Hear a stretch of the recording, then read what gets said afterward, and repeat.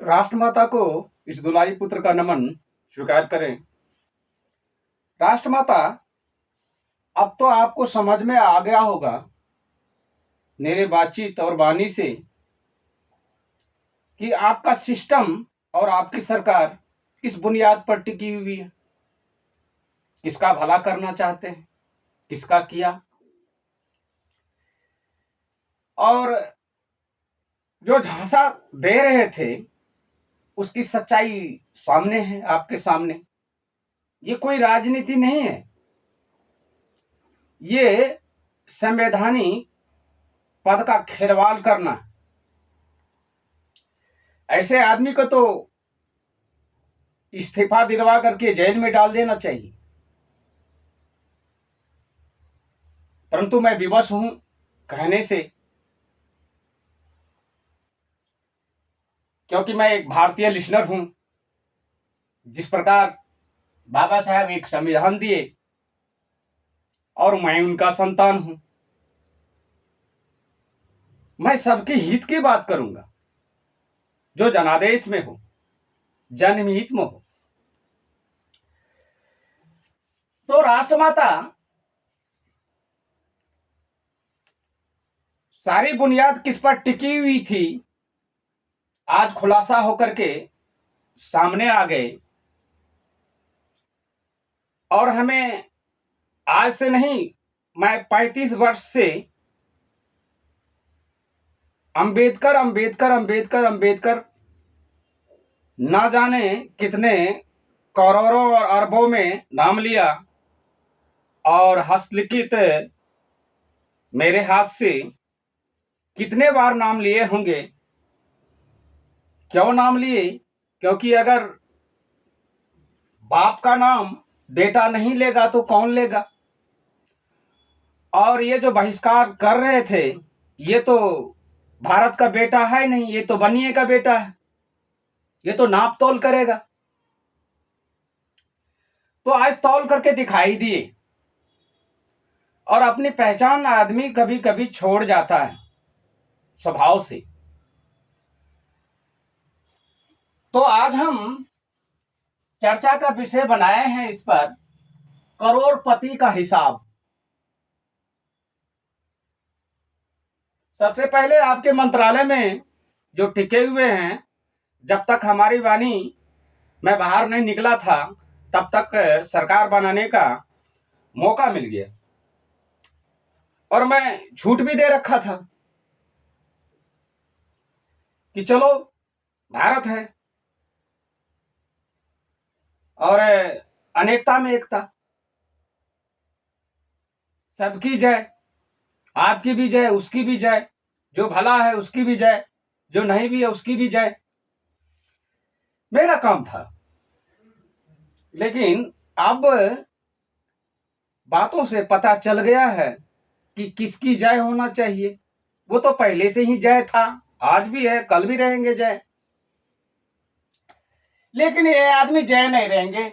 आपके मंत्रालय में सबसे पहले पीएम यानी प्रधानमंत्री, ये कोई साधारण पद नहीं है। मैं उनके वाणी और छिछोरापन को देखते हुए आ रहा था, तो नजरअंदाज किए कि चलो भाई पॉलिटिक्स होगा, कुछ इधर उधर करके अपना कुर्सी को संभालेगा, कोई दिक्कत नहीं है, इसलिए मैं नजरअंदाज कर रहा था। तो इसके पास 302 करोड़ कहां से आए? और ये कहते हैं कि झोला छाप है, मैं झोला उठा के चल पड़ूंगा, मैं ऐसा सुन रहा था। तो 302 करोड़ ये साधारण नहीं होता। कहता है गरीबी मिटाएंगे, वहां फाइनेंस मिनिस्टर होंगे, ये सब के मामले में फाइनेंस मिनिस्टर को सोचना चाहिए था। तो आपके मंत्रालय में ऐसे ऐसे अंधे बैठे हुए, मैंने पहले भी बताया था कि मंत्रालय में ऐसे ऐसे अंधे बैठे हुए हैं जो आंख बंद के कह रहे हैं हाँ भाई गया, हाँ भाई गया, हाँ भाई गया, ऐसे बजट पेश कर रहे थे। आंख खोल के नहीं कर रहे हैं। जो आंख खोल के करेंगे तो समझ में आएगा कि गरीबी कैसे मिटेगा। अभी तो मैंने देश का पीएम 302 करोड़, प्रियंका गांधी 12 करोड़। खैर ये भारत की ये भी बेटी है, मैं इसको माफ करता हूं, क्योंकि मैंने अपने लेसन के अनुसार मैं उसे अपना बहन माना हूं। 12 करोड़ आम बात है। जो 20 करोड़ से नीचे नीचे है मैं उसको माफ कर दूंगा। ये कैसे कमा के लाए? चलो ये 12 करोड़ प्रियंका गांधी, रॉबर्ट वाड्रा या माता सबसे मिला करके ये पास कर दिए इसको। राहुल गांधी बिना शादी का 20 करोड़ कहां से लाए हो? मजदूरी करने गए थे क्या? अरविंद केजरीवाल 244 करोड़, 344 करोड़। और कहते हैं मैं पढ़ा लिखा व्यक्ति हूं, ऐसा सुन रहे थे।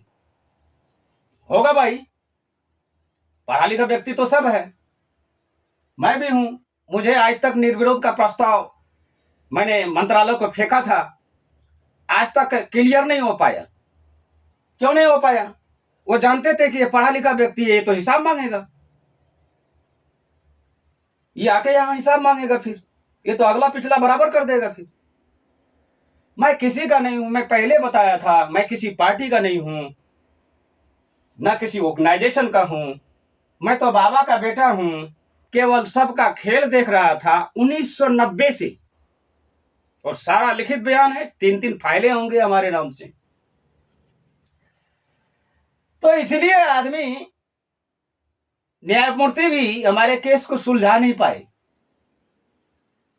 क्योंकि देखा कि 90 से लेकर अभी तक का ये केस है, ये तो महाजटिल है, इसलिए उस भार को उठा नहीं पाए। क्यों नहीं?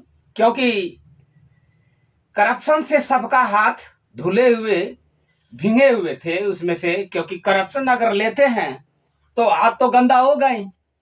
मेरा बिल्कुल साफ है, मैं 1 रुपया का लाभ सरकार से 90 से लेकर अब तक लिया ही नहीं। कोई माय का लाल नहीं बता सकता 1 रुपया का लाभ लिया होगा ही। क्या करूं? मैं तो स्थिति को कमांडिंग करने के लिए एक समझौता को आगे रखा था, लेकिन करप्शन के आगे में मैं कोई समझौता नहीं करता। ये 344 करोड़ ये आदमी इनसे मिले हुए हैं, तो 302 और 344 का मतलब है कि प्रधानमंत्री पर केजरीवाल भारी है। और जाहिर है कि अरविंद केजरीवाल पूरे दिल्ली को लूट करके इतना पैसा बनाए होंगे, 344 करोड़। इसके पास भी हमारा मजदूरी, ये लगभग 2000 की बात है, 27,000 रुपये बाकी है मजदूरी का। अब कहेंगे जनता के बीच में ऐसे थे कि जनता को व्यवस्थित करने का, कमांडिंग करने का मैन सुप्रीमो आप हूं, इसलिए 27,000 रुपये केजरीवाल को देने होंगे। अभी नहीं, जब मैं पहुंचूंगा मंत्रालय तो 27,000 रुपये और एक संविधान, 2 तिरंगा केजरीवाल से मांगेंगे कि भाई 344 करोड़ वाले, अरे भाई दो। आए ममता बनर्जी 22 करोड़ है, जो कुछ भी हो, अभी तो आगरा मेरे पास 22 करोड़ का है। अखिलेश यादव 40 करोड़। चलिए, इसको तो इनके पिता कमाए हुए थे, इधर उधर से 40 करोड़ पुरा लिए होंगे, कुछ ससुर ने उनको दक्षिणा दिए होंगे। योगी अब ये कपड़ा पहन करके 154 करोड़ का मालिक है। अब बात इतनी लंबी लंबी करते हैं, गजब का शासक है। ऐसा शासक कपड़ा पहन के किसी कपड़े को बदनाम करना, आज मैं चाहता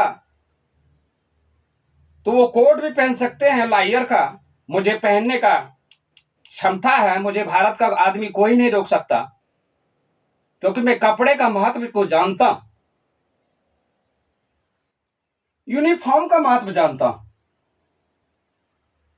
इसलिए मेरे तन पर अभी तक सजा नहीं, क्योंकि मैंने जवाब दे दिया। जब तक न्याय नहीं तब तक वो क्यों? काला कोट न्याय का प्रतीक है, और आप न्याय हुआ ही नहीं तो फिर मैं उसको पहन के क्या करूं? तो 154 करोड़ योगी के पास है, और मनोज तिवारी 28 करोड़, चंद्रबाबू नायडू 800 करोड़। ये इसको दबा रहे हैं, यानी कितना गुना है ये।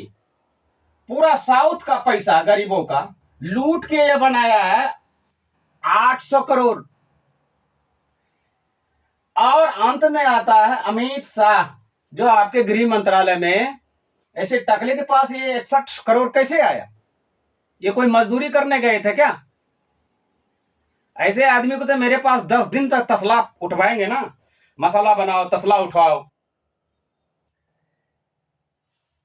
तो इसको जब पसीना आएगा आंख से भी, तो लगेगा मिर्ची लग गया, और जब वो पसीना मुंह में जाएगा लगेगा नमकीन है। ऐसा तो कभी हुआ ही नहीं होगा।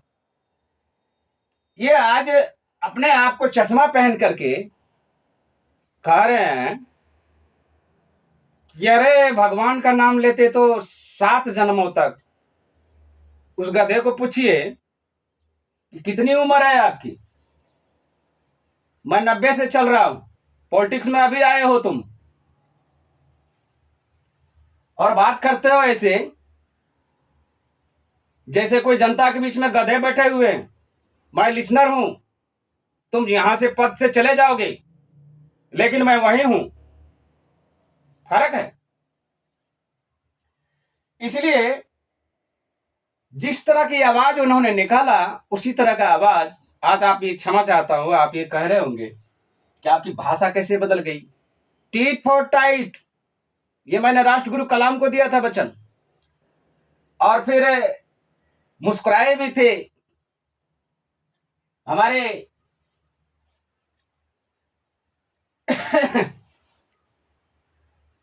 अब क्या बताएं, इस कहानी तो आप पहले ही सुन चुके हैं। तो कहने का मतलब यह हुआ कि अभी लिस्ट इतना का जारी किया, अभी भारत के अंदर में 8,000 करोड़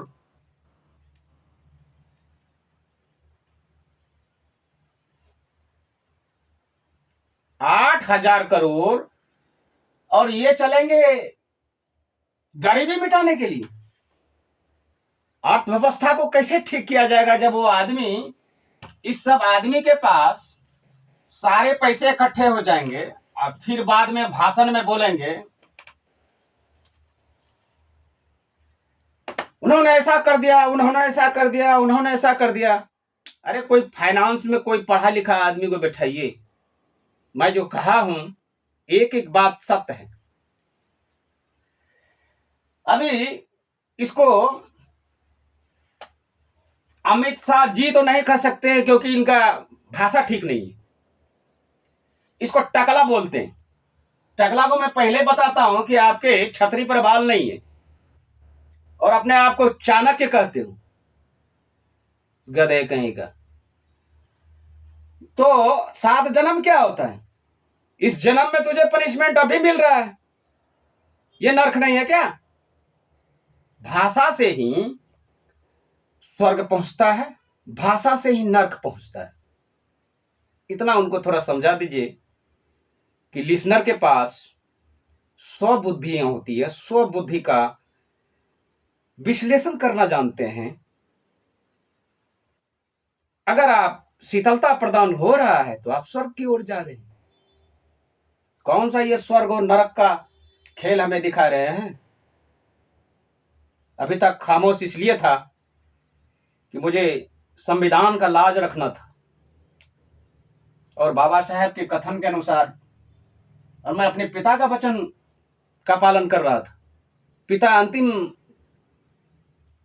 अंतिम बार ये कहे थे कि अगर तुझे ये लगे कि ये आदमी गलत है, इनके साथ व्यवहार और वाणी भी गलत ही करना उनके साथ, कभी उसको जी हजूरी नहीं करना। हाँ हजूर, यस हजूर। क्यों? तुम संवैधानिक पद पर बैठे हुए हो, तुमको अपने आप को होश हवास रख करके बोलना चाहिए। 144 करोड़ के प्रतिनिधि कर रहे हो तुम, और अभी सेना में जो हाल है वो देख करके दिल दहल जाता है। इसलिए मैंने कहा कि आप एक पर्दा है, मंत्रालय कितना भी बड़ा गलती करे आप उसको देखें। जो शोभा सुंदर है भारत का उसको ढक के रखें। अगर कन्या को कह दे तुम खुले माथा चलो तो क्या उसे सामाजिक संस्कार से नवाजा जाएगा? कतई नहीं। थोड़ी देर के बाद मैं फिर आ रहा हूं। जय भीम, जय भारत, जय रविदास, नमो बुद्धाय।